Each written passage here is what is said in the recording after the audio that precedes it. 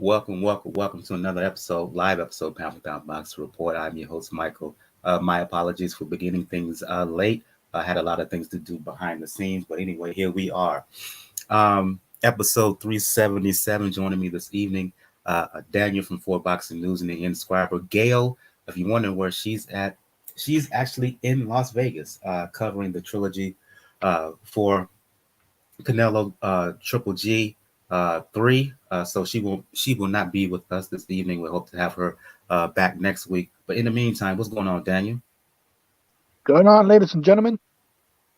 A lot of breaking news. A lot of breaking news. This is going to be mainly a news devoted episode this evening. Not a lot of significant, noteworthy fights that took place this past week.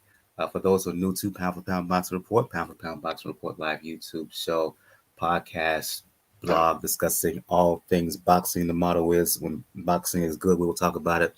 When it's bad, we will talk about it. Bottom line is, if it concerns boxing, it will get talked about.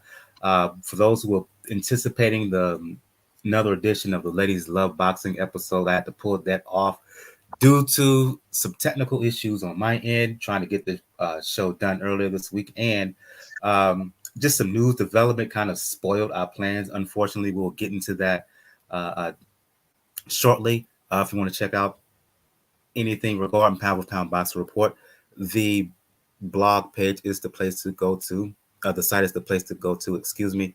P4pboxingreport.com. If you wish to email us with questions, suggestions, etc., you can do so. P4pboxing at p4pboxingreport.com. On the site itself, you'll find links to where to check us out all over social media. The links to the YouTube channel, the links to where to find us on Facebook, on Twitter, Tumblr, IG. Also links to where to find us all over the podcast platforms, be it Anchor, be it Apple Podcast, be it Google Podcast, be it Spotify. We're just about everywhere that on any RSS feed distributed platform. Also, on the site you'll find links to where you can donate. Got a Cash Me, PayPal donation links. Please let donation be the best nation.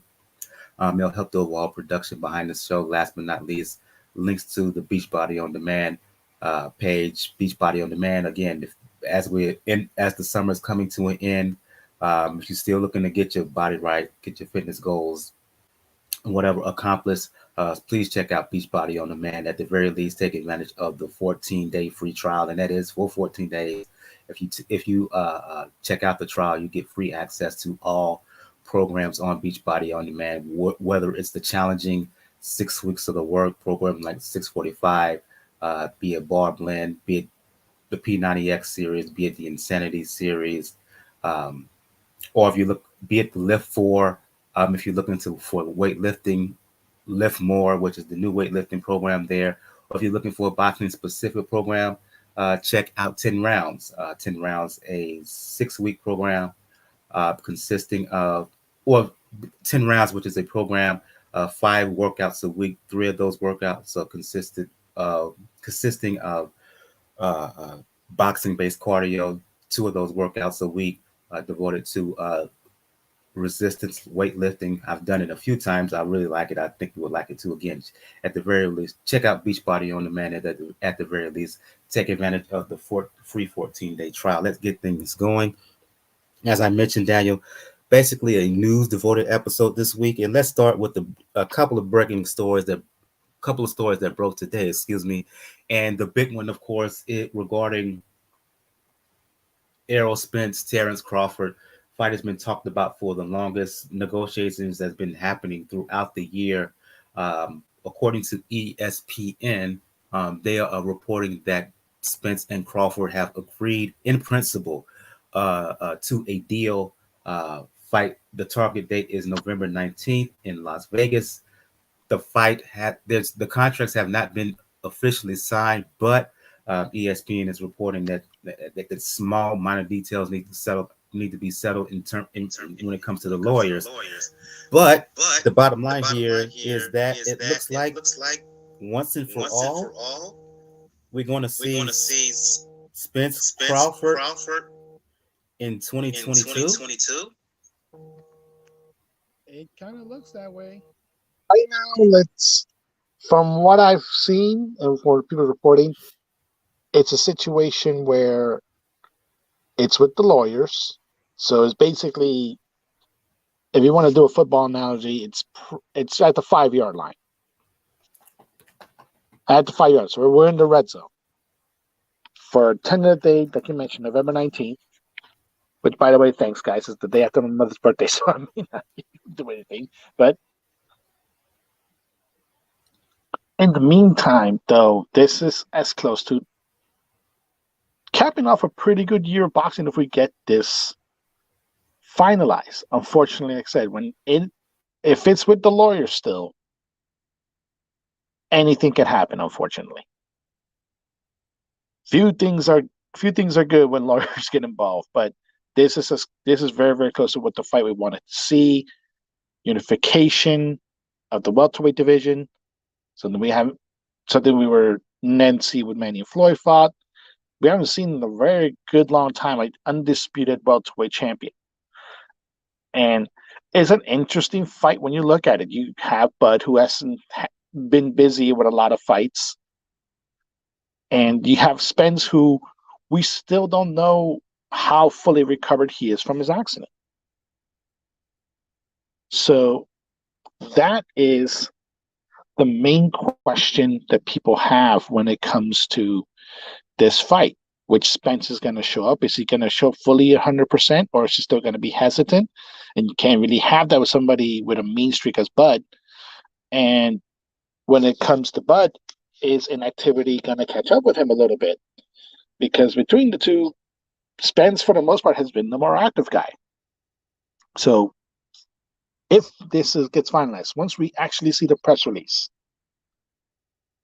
then we can start looking forward to it. But right now, 5 yard line. Remember, folks, 5 yard line. And unfortunately, we know what can happen sometimes when you're close to the 5 yard line. It can always get dropped, but let's hope, folks. Let's hope, because we've been wanting this fight for years, and we're so close to having it. Just do me a quick favor and keep yourself on mute for as long as possible, because when you have your mic open, Daniel, I'm hearing a little bit of echo. But to your point, you say 5 yard line, so you're inching closer and closer to the goal line, right? The fact that this bit of news, it's been made public that both fighters have agreed to some kind of deal, and to give some further details. Crawford has accepted less money here, so he's accepting that he's going to be the B side. There's a rematch clause for both fighters, for the loser of this bout, which is a positive. Which is there's going to be a rematch clause as well. The fact that kind of insight has been disclosed publicly, right? Because these deals for these kind of fights, right, they're kept very close to the vest. You don't hear anything about them until something is imminent. Excuse me. And I think something is imminent here. My fingers are crossed that there's something imminent. I'm gonna stay positive here and say that that we will reach that goal line within the next few weeks. The fact that there's a date, the fact that they're talking about a location, not a specific location, but the fact that they're talking Las Vegas, all signs are pointing that we're close to the finish line. We're close to the finish line. So it looks positive. It looks positive that at long last, we're going to see the fight for undisputed at 147 pounds between Spence and Crawford. Another news story that broke today, Oleksandr Usyk. We haven't heard, his name has been in the news a lot when it comes to Tyson Fury, right? But you haven't heard a lot from Usyk himself since his rematch win over Anthony Joshua August 20th. Well, he took part in an interview with Ring Magazine. Usyk did from his home country of Ukraine, right? And the thing that was interesting is that when asked who he would like to fight next, he threw out the name Deontay Wilder. Now, a lot of folks will want Usyk to fight Fury, but given Fury's comments about a fight with Usyk, it seems a lot of a bluster here, a lot of bloviating. He's talking big and bad, but he's not talking brass tacks. It's giving a lot of fans the impression that he doesn't want to fight Usyk. Right? So instead, Usyk is talking Wilder. He said, Daniel, that he was going to be in attendance for Wilder's October 15th fight against Hellenius. This was verified by Usyk's manager, Igor Klimas. Your reaction to the news that Usyk is targeting a fight against Wilder and he's going to be in the building at Barclays when Wilder fights Robert Hellenius on October 15th? Well, this falls in line to what's another subject that we called a little bit, that we're probably going to talk about a little bit, which involves the dancing partnership between Tyson Fury and Anthony Joshua. Now, it is interesting gamesmanship by Team Usyk, being in that fight, being in an going to be a semi-eliminator, because would this mean that Wilder would delay? If should he win, will Wilder delay a fight with Andy Ruiz to get Usyk? He probably would. Now, the question would be is, would any sanctioning bodies get involved? Because remember, not too long ago, you had that eliminator between Hrgovic and Zhang. And it's with the IBF. We know how the IBF rolls. They're the only sanctioning body that actually enforces their mandatories. So if it becomes a situation where Eddie Hearn forces the hand and then says, nope, you're going to do your IBF mandatory, would Usyk then be willing to drop the IBF title if it means a fight with Wilder? I probably not in that sense, but it is good gamesmanship. We know, like with Fury, the way he came out, like we mentioned it on social media, coming out, calling Usyk a coward for not wanting to fight for this year, and then from how he answered in that WWE press conference to now the situation with Joshua, is a pretty good gamesmanship, because if Usyk's team doesn't believe that Fury is serious about the fight with AJ, then it's good to be playing mind games, and who better play mind games with than a person who, while Fury beat handily as a boxing match, knows he was probably a couple of seconds away from erasing his legacy in Wilder. So, interesting move, Klimas. Interesting move. The interesting thing for me is that Usyk, he's kind of free agent-ish. His last few fights have been, handful of fights have been with Matchroom. The rematch with Joshua was his final fight with them. So with him and Klimas, they are free to go any direction they want. Um, I find it interesting that it seems that they are targeting a fight with Wilder. You mentioned Hrgovic and his eliminator win over Zhilei Zhang. Given how much of a rough go he had in that bout, let's just say this fight is made, right? Do you think that Hrgovic would accept a step aside fee from Team Usyk in order for Usyk to fight Wilder and say Hrgovic fight the winner?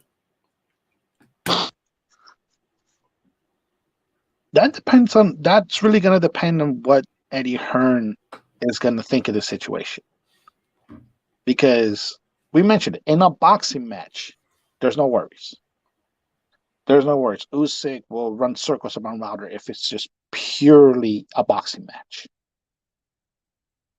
But Wilder is not as stiff as Anthony Joshua was in this fight. He's more limber.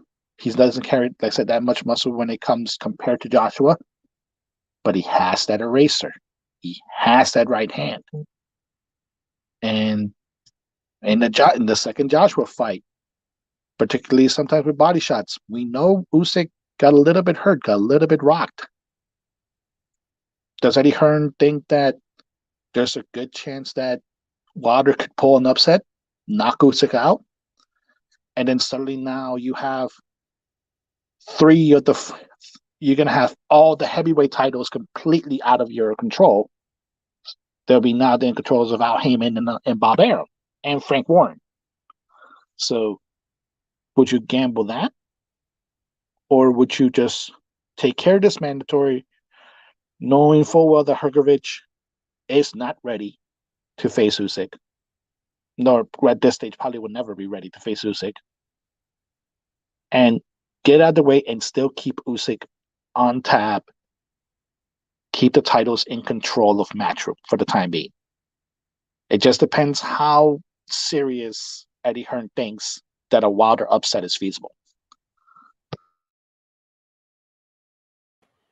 Now, during our discussion here, we've mentioned Tyson Fury and AJ. We know the news by now. We talked about the last few episodes, particularly last episode, where Fury offered AJ a fight. Eddie Hearn and Joshua have accepted the offer. Here's the ultimate question here. Here's the main deal here. The main question, Daniel. Yes, Fury has made an offer to AJ. AJ has accepted. Hearn has accepted. Warren has accepted. They're proposing this bout to happen in December. At least that's what they're talking. The bottom line is, do you think it will happen? Just because all parties have agreed, I'm skeptical that it will happen. You could turn around and say, whoever's listening, that, well, what about Spence and Crawford? Different context here, completely different context here than what we see here between Fury and Joshua. Joshua having fought not too long ago. With Fury, he can be really, really wishy-washy here. He can BS you a lot if we're really going to be honest here. So the question still applies to you, Daniel. Do you think that this fight between Tyson Fury and Anthony Joshua will happen in the time period that they are proposing? Honestly, no, because this is to me like similar to the Spence Crawford situation in the fact that this is mostly gamesmanship that's going on here. Tyson Fury is trying to get as much coverage, as much buzz as he can for an upcoming fight. And like I mentioned last week, to me, the Joshua carrot is just something that will placate for where, if it falls through, more than likely it will, that then when Fury's actual opponent is announced, if it's not Usyk, people won't be as disappointed because outside of a fight with Usyk, this is the biggest fight he can make. Domestic fight. It's a fight that British fans have wanted for years at this point, but they probably figured that this would be the fight to unify the heavyweight titles, and unfortunately, it's not. And it also depends. You mentioned the time period. How soon can Eddie Hearn convince Joshua to get back in the gym? Because we have to remember, he didn't just get beat physically. He had a bit of a mental breakdown afterwards. I know people want to call it passion. Let's just call it what it was. It was a breakdown.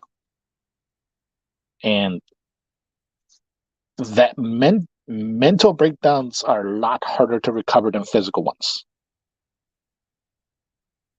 But like I said, this whole heavyweight situation to me is right now gamesmanship.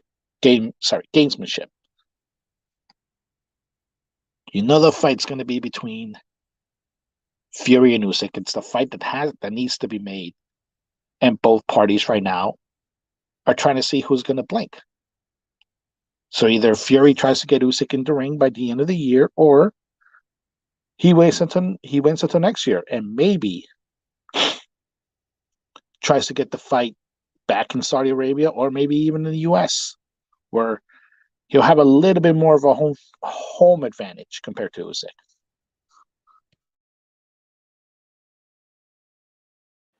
And we'll keep you updated on the situation in terms of Fury and AJ, in terms of the talk about what Usyk had to say, wanting a fight with Wilder, as well as the situation, the fluid situation that is Spence and Crawford. I had mentioned at the beginning of the show that this particular episode was going to be the latest rendition of our Ladies Love Boxing series, right? A large part of that discussion was going to be a breakdown of a breakdown of the fight for undisputed women's middleweight status between women's unified middleweight champion Claressa Shields and women's WBO champion Savannah Marshall. On the undercard of that, you're going to have a unification bout between unified BO IBF 130-pound champion Mikaela Mayer and WBC champion Alicia Baumgartner. That fight has been postponed in reaction to the passing of Queen Elizabeth II. She passed away on September 8th. There was a lot of discrepancy whether the fight would take place. They had the weigh-in schedule on September 9th, but before the weigh-in, the British Boxing Board of Control made an announcement that the fight is going to be postponed. October 15th is the targeted date for the fight to be rescheduled. A lot of back and forth chatter, Daniel, on boxing message boards and on various boxing podcasts and boxing social media, right? About whether this card, should be postponed. Now, this postponement is in observance of what they call a policy. I forgot the London Bridge something, and correct me if can't remember the name, my apologies, but there's a 10-day period of mourning throughout the nation when a high member of parliament, high member of the British monarchy, passes away, and this falls into that. Yet you have a lot of boxing fans, including a lot of boxing fans over in England, right? Because this card was going to take place at the O2 Arena in London. There's a large contingent of UK fans that wanted this fight to go. Your reaction to the postponement, Daniel? Do you think that this card should have been postponed, in spite of the ordered time of mourning there in England?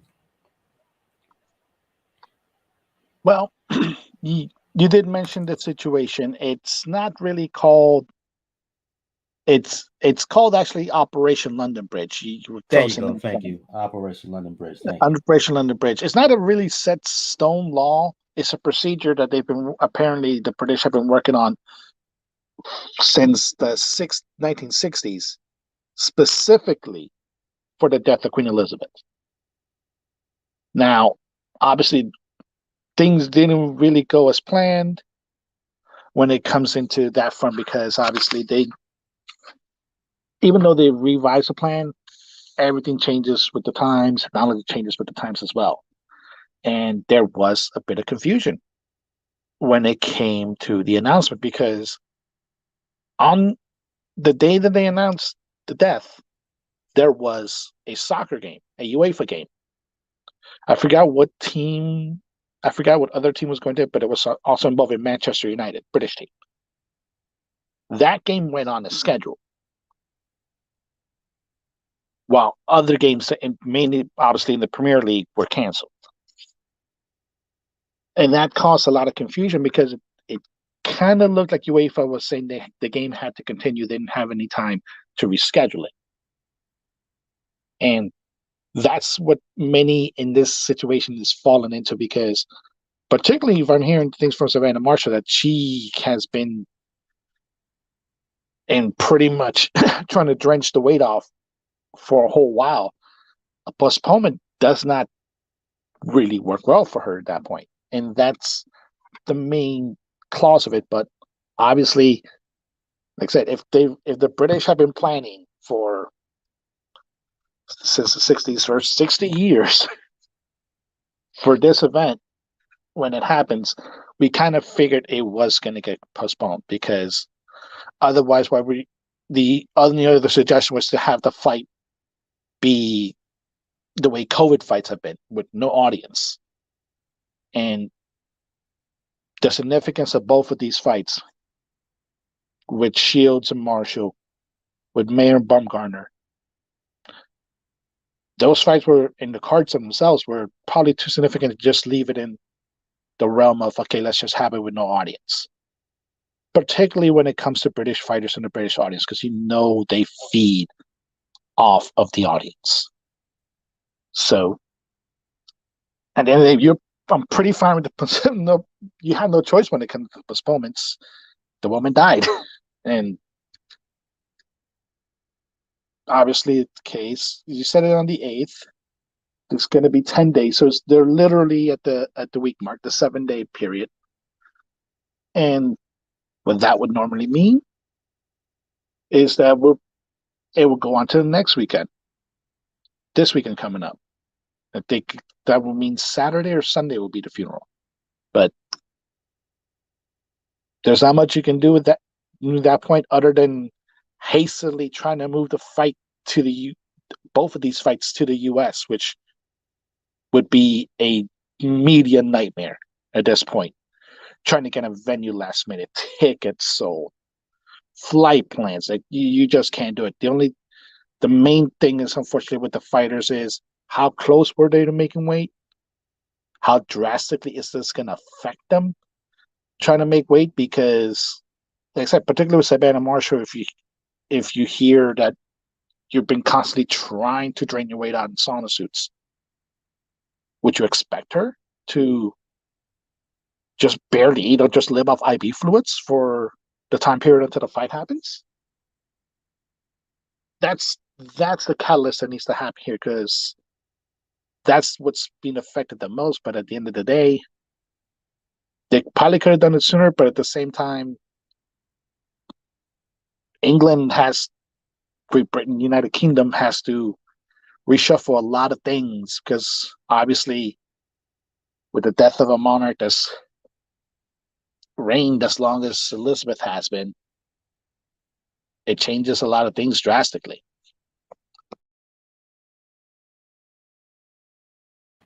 Now that the fight is going to be delayed until mid-October, let's talk about the adjustments that all four ladies have to make. You mentioned the rumors about Savannah Marshall having a tough time getting down to 160-pound limit. Alicia Baumgartner has made similar accusations about Mikaela Mayer struggling to get down to 130. Mayer protested that strongly. She posted videos of herself in the gym today.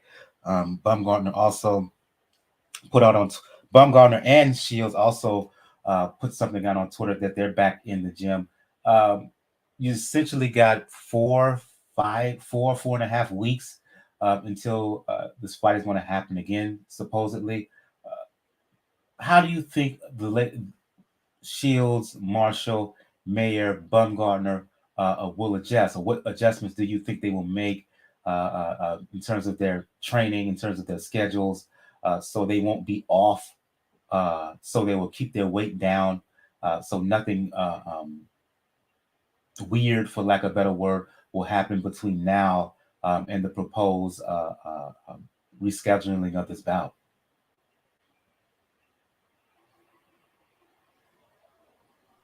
Oh, sorry. And well, in Claressa's case, I don't think there's going to be much of an adjustment, because I think 154, 160 tends, from my understanding, that's her walking weight normally.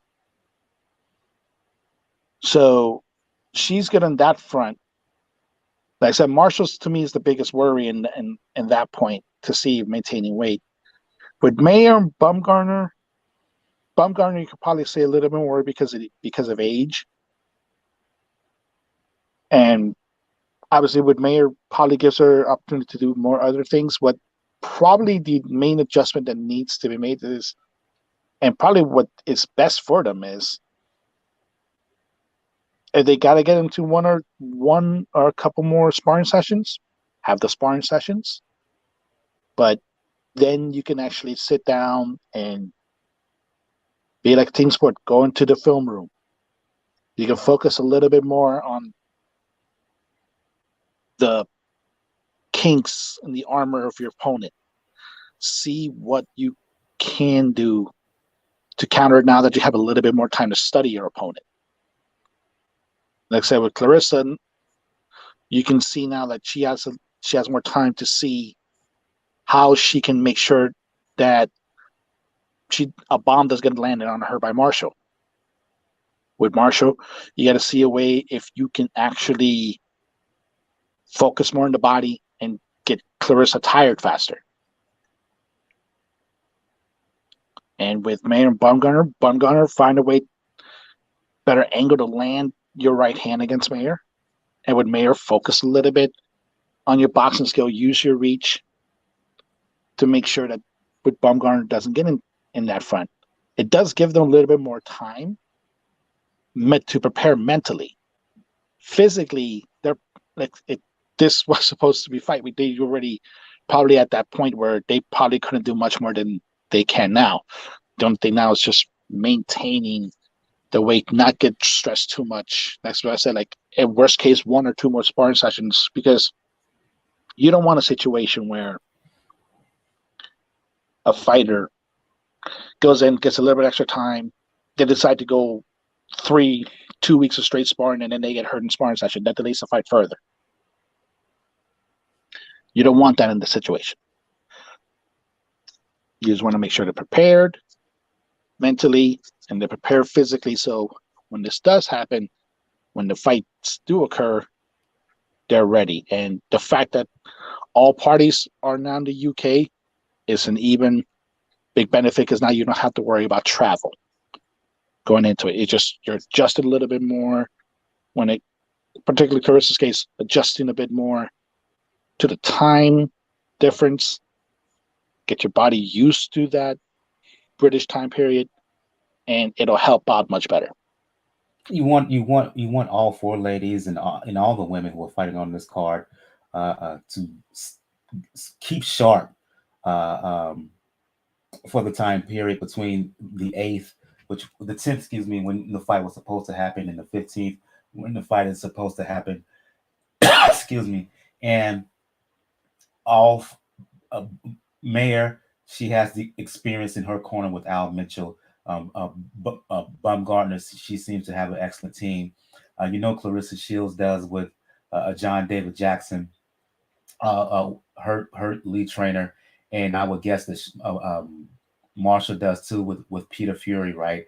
I'm a little concerned about Marshall, given what you disclosed, her having issues getting down to 160 pounds.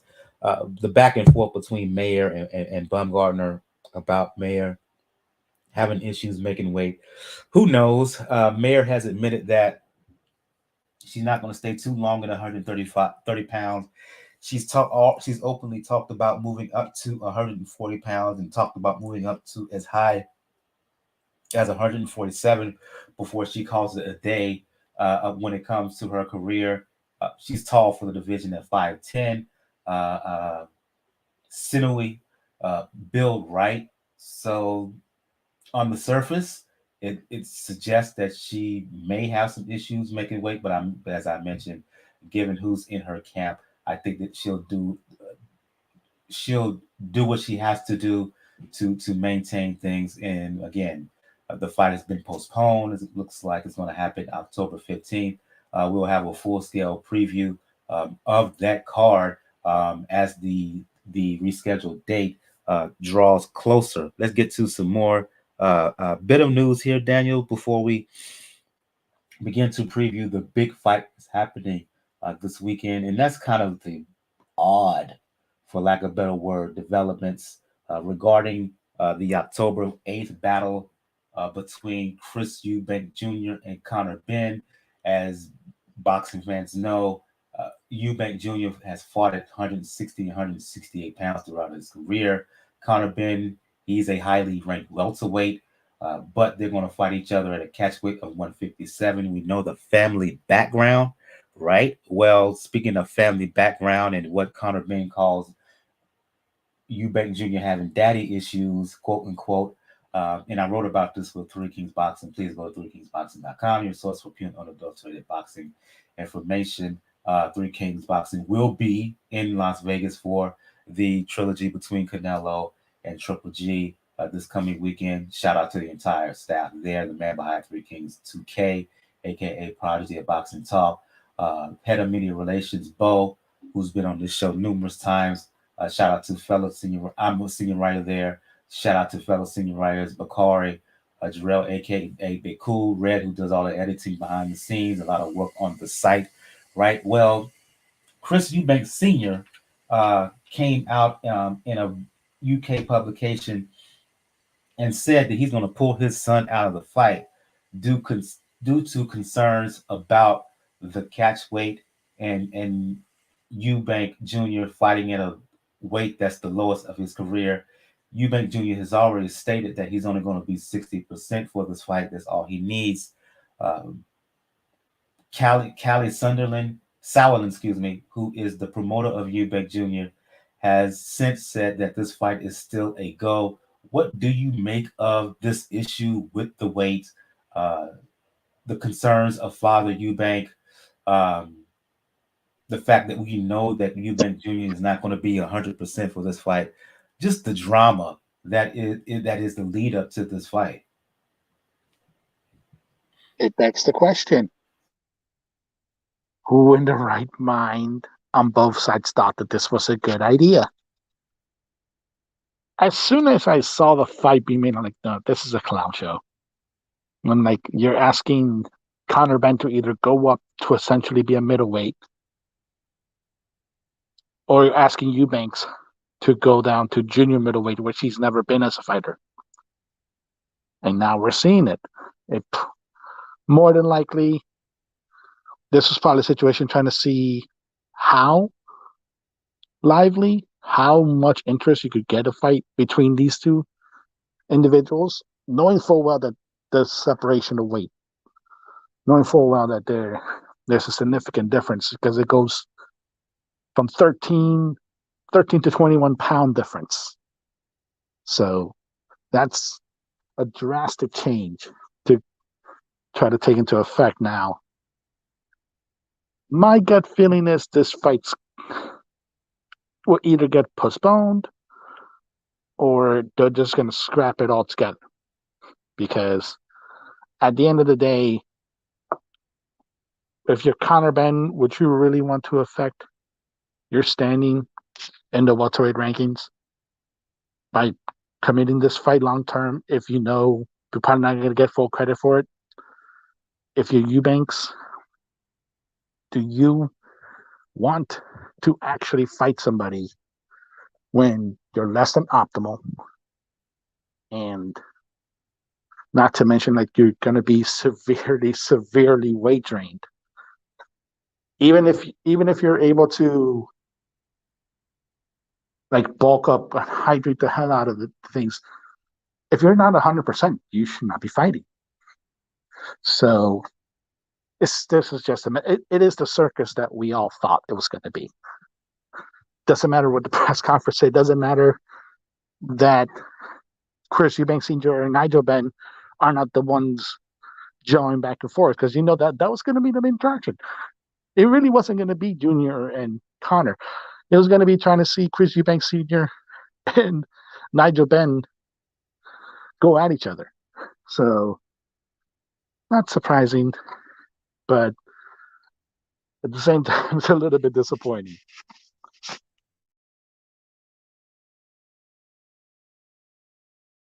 The sideshow is disappointing. Yes. Do I think that Chris Eubank should put his body in this kind of danger?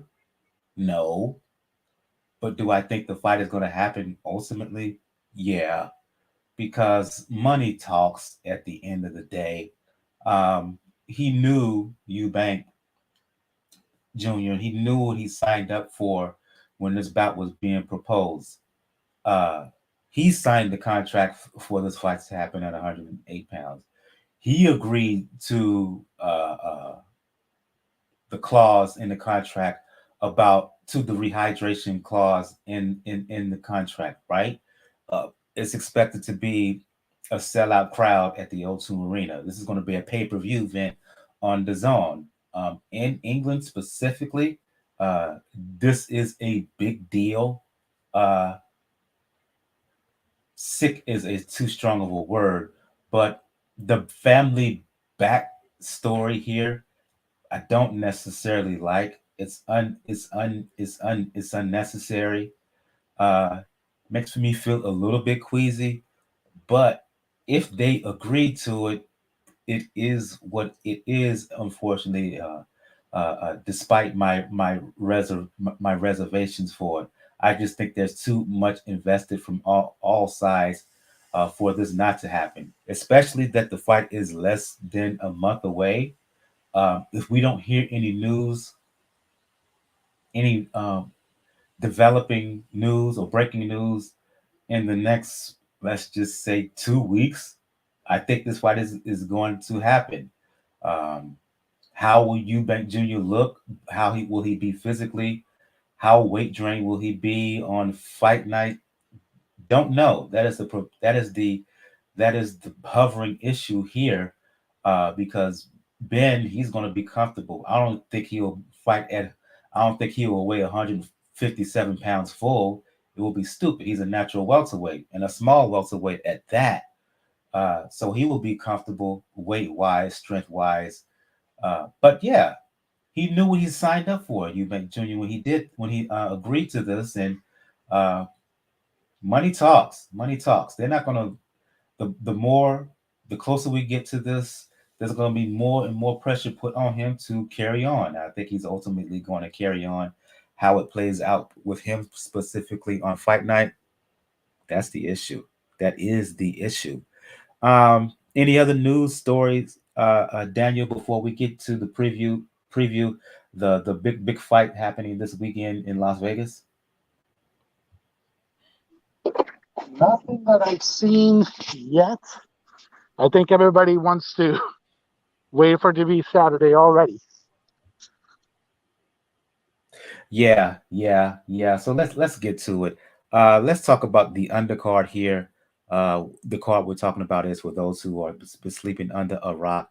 Is the trilogy between Canelo Alvarez, reigning undisputed champion at 168 pounds. He is fighting unified middleweight champion Gennady Golovkin. They fought in September 2017. The fight ended in a draw. They did a rematch in September 2018. Canelo ended up winning by split decision. Want to fight here for a trilogy. Now, I will admit here publicly, um, I don't understand. Well, I understand why the fight is happening because, again, just like I understand why uh, Eubank Jr. and Benn is happening. Money, right? There's a lot of money invested in this, particularly when it comes to DAZN. Um, it's a big thing for them. It helps them get over financially, right? That's why we're seeing it now. I personally don't feel the need. I don't think there's a need for this trilogy. I think there are other options for both men. I think I'd rather see Canelo fight Benavidez, who's WBC interim champion. I'd rather see him fight Blue Andrade. I'd rather see Gennady Golovkin fight Jamal. I'd rather see him fight Charlo, the WBC champion at 160 pounds. That's just my opinion on that. But they're fighting. But before we get to that, let's get to an undercard bout here. Uh, Bam Rodriguez has been one of the stories of 2022.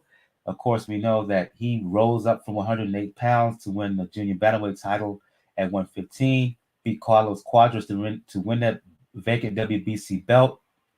First defense was an impressive stoppage of former champion Srisakot Sorwunglasai.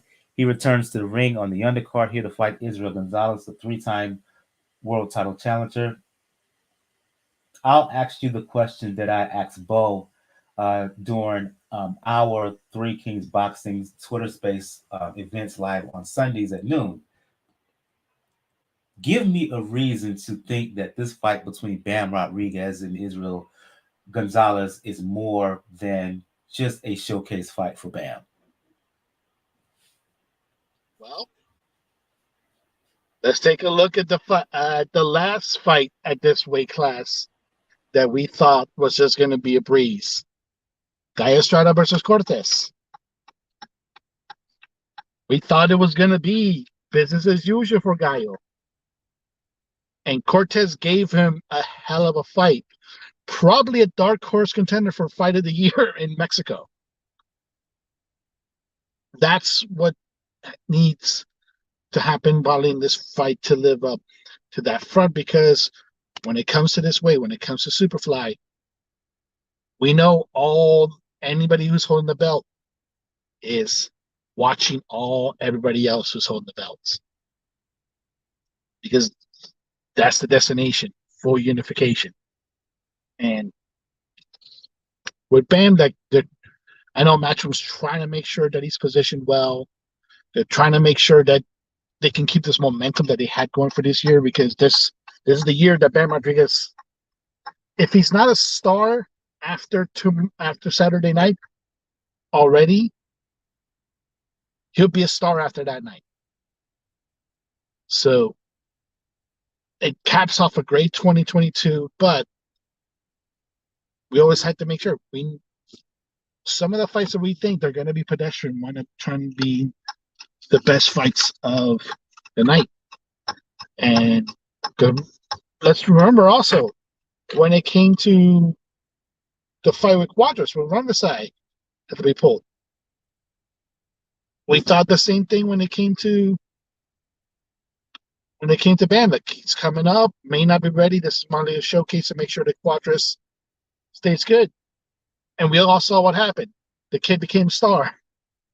So let's not count out the opponents in this situation, because at the end of the day, we don't really know. Even though I'll admit, there are some fights where you can clearly tell that it's a showcase. But when it comes to these weight classes, the smaller guys, we don't really know until they get in the ring, until we hear the bell.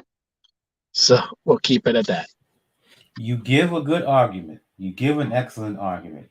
However, Argie Cortez is a young, sprite, hungry guy against a Gallo who was older, coming off of a layoff and coming off of a bout with COVID. Gonzalez is older. I don't think he has as much left in the tank. He doesn't have the vigor, and he's fighting a Bam Rodriguez who is an eager beaver, who has intentions of making his mark every time he's in the ring, who's highly motivated. Not just because he's champion, but because he's fighting on this kind of a card. So I hear your argument.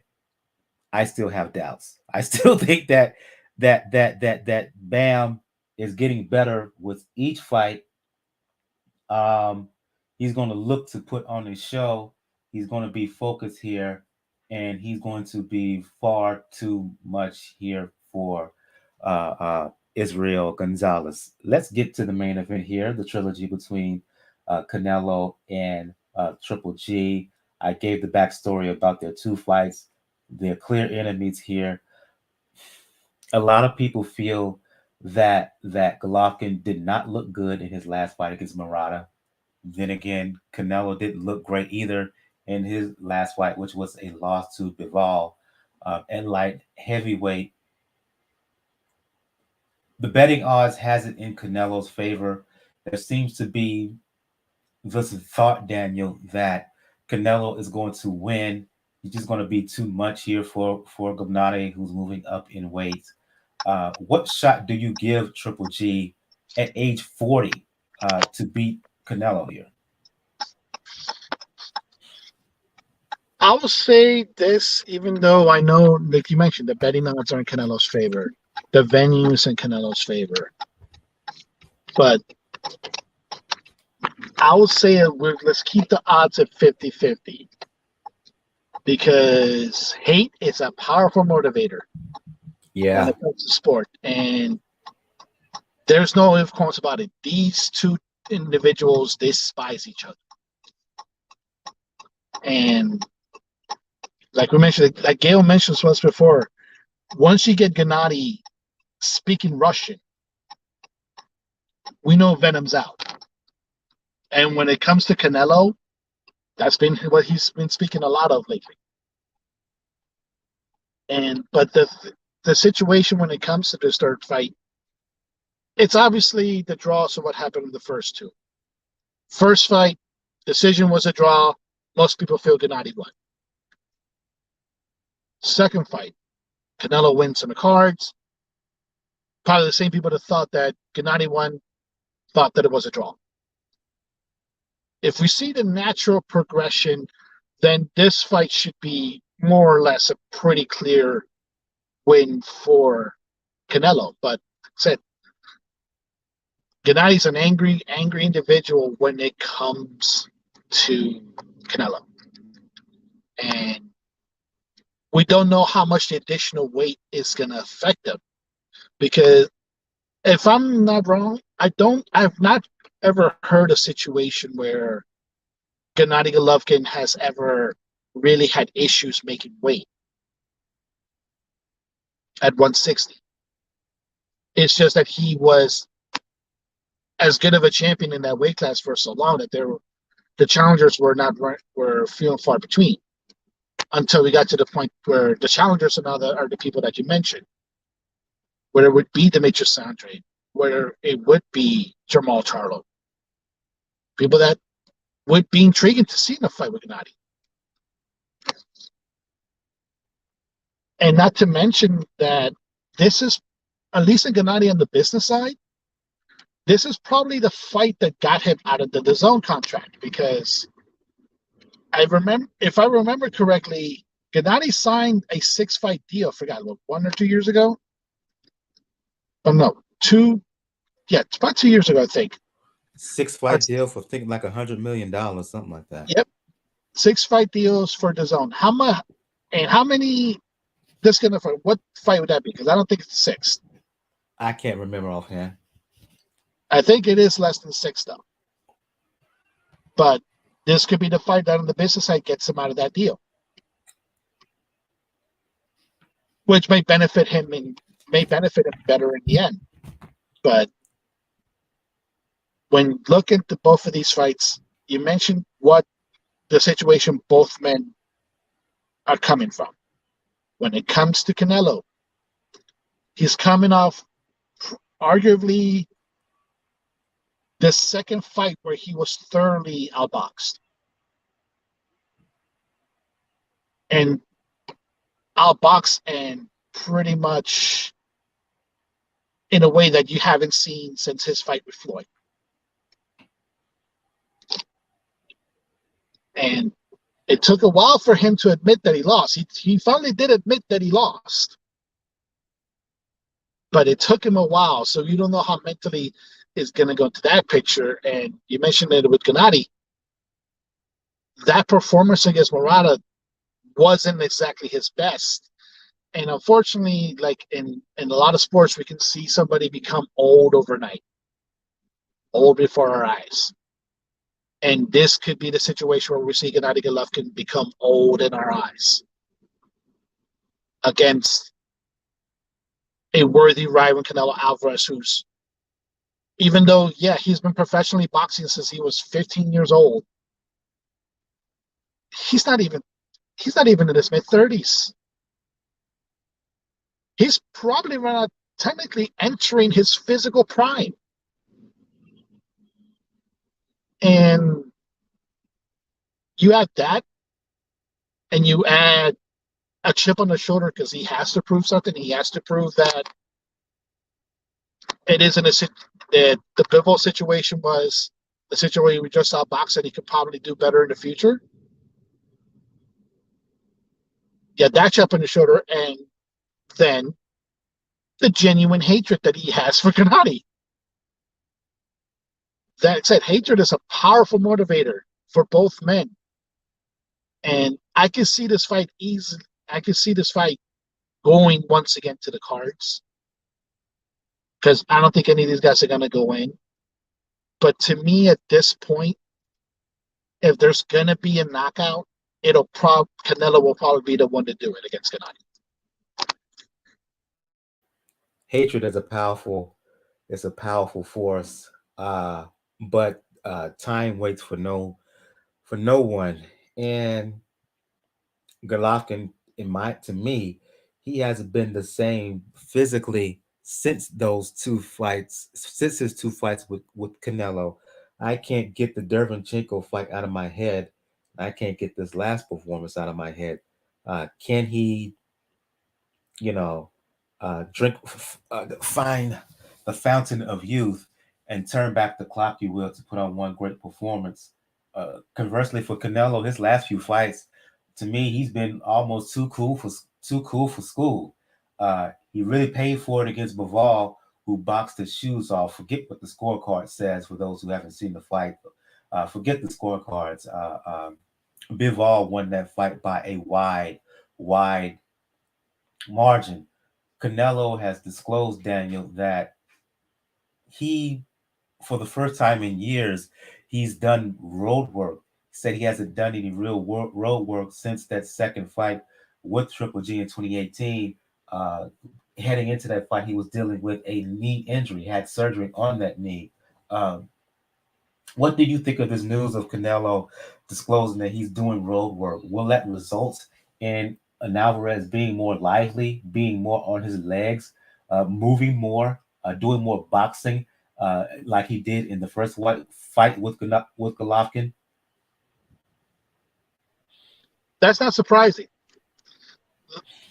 If your opponent is worthy enough in your eyes, you're going to do things that you normally don't do or you've just stopped doing because of what you reach. Because, yeah, Canelo, in his last few fights, he reached a point where he was that better than his opponents. And sometimes it does take a beating that he took at the hands of Bivol to really refocus on it. And what a perfect opponent to do it in against a person who many people feel that you didn't actually beat, and Golovkin. So that part is not really surprising to me that his gun back is. It depends when it comes to this type of opponent. You know that his disdain for you is just as big as the disdain you have for him. And you're going to run now into that conundrum that Canelo faced in the first two fights, where Mexican fans will cheer for him, but Mexican American fans will cheer for Gennady. That dynamic is going to be very clear, more likely in the crowd of this fight again. And you got to do what you need to do to get yourself prepared for this type of opponent, because until he gets that rematch with Bivol, whether or not Bivol's holding the belt at this point, because I'm not discounting Zurdo Ramirez. I'm just not. So once he has that rematch with Bivol, with or without the light heavyweight titles on the line, that is going to be the key to what he needs to see, because Canelo right now, like I said, he's entering his physical prime, but mentally, he's been fighting for close to 2 decades by now. And you already can tell by some of the moves that he's been making outside of the ring that he's clearly already starting to think about what his post boxing plans are going to be. Okay, we get ready to shut things down, but before we do, official prediction here: Alvarez Golovkin 3. Canelo, like I said, this fight to me more than likely is going to go to the cards, and to me, this the progression of the first two fights seem indication, and unfortunately, because of Gennady's age at this point, it'll be probably a wide unanimous decision for Canelo. Like I said, the only variable is at this point that there's going to be a knockout. To me, Canelo's going to be the one that does it to Golovkin. There's a trend here, Daniel, when it comes to these two men in the ring. Their two previous fights, they were wars. They were exciting. The first fight, Canelo boxed, uh, stood when he had to. A lot of action, but that fight ended in the draw. The second fight, Canelo stood more in the pocket and at times really walked step to Golovkin, and he got the win. I think that Canelo, at the very least, is very similar to the guy that we saw in their first two fights with Golovkin. I think there's been a drop uh, in his performance. I don't know if he is the same. The last few fights suggest that he is not, and because of that, I'm going with that trend. I'm going with Canelo to win here. It'll still be a load of punches. Both men will get their pound of flesh. It will be an exciting fight, but ultimately, Canelo Alvarez will be too much here. I don't think he'll get the knockout. Golovkin, he just too. He just his beat. He got cast iron in his chin. So he's going to go the distance, but I'm going with Golovkin here by decision. I say roughly 8-4 in rounds. I'm going to get ready to sign things off here again. If you're wondering where Gail was, she is currently in Las Vegas doing media work for the trilogy between Alvarez and Golovkin. For those who want to talk boxing, for those who want to talk media, for those who want to check her out occasionally on TMZ, for those to check her out on the socials, you can do so. You can do so at PR Pro San Diego on Twitter. And if you want to check out her boxing stuff, she writes for Communities Digital News and White Fight. So you can check out her work on Communities Digital News. That's COMM Digi DIGI News. I'm gonna repeat that: COMMDIGI News.com. You can also check out her stuff on NY Fights, NYFights.com. As she would say, you may want to suggest out nyfights.com because they allow her to be more expressive with the language, i.e., they allow her to cuss more in her writings. I'll go to you, Danny, for those who want to talk. For those who want to talk the sweet science, for those who want to talk pro wrestling, particularly the situation over the past week or so with one CM Punk and his madness, his being a petulant child or acting like one, or for those who want to check out the NBA, and especially when it comes to the Miami Heat, let the folks know where they can find you. Well, of course, you can find me on Twitter, Rockers99, RAWKUZ99. And you might want to be careful with that saying. You might be the next person that has a sign that says Mike owns the Bucks or CM Punk owns Mike Wilson from it. Because last night on Dynamite, somebody made a sign and it was clear as day that what it read. I'm surprised it was on TV, but definitely said catch me on Twitter and let's go, folks. Catch this fight. Catch this fight. Doesn't matter if it's pay-per-view or in the movie theater. I'm probably going to go to the movie theater this time. So definitely catch it. Absolutely, absolutely. For those who want to talk boxing, music, fitness with me, you can do so on Twitter, Brother JR at Brother JR76. If you want to talk boxing, music, fitness, and fragrance with me on IG, you can do so, Brother JRSC. Um, Again, for those who want to check out all things Pound for Pound Boxing Report, you can check out the site p4pboxingreport.com. If you wish to email us, you can do so, p4pboxing at p4pboxingreport.com. On the site, you'll find links to where to check us out on social media, the link to the YouTube channel, the link to the Twitter page, IG page, Tumblr page, also links to where to find us all over the podcast platform or RSS feed or distributed, be it be it Apple Podcasts, be it Anchor, be it Google Podcasts, Spotify, anywhere and everywhere else in between. We're just about everywhere, minus the Amazon podcast platform. Other than that, we're just about everywhere else. Also, links to where you can donate. You can find it on the site as well. Cash Me and PayPal donation links.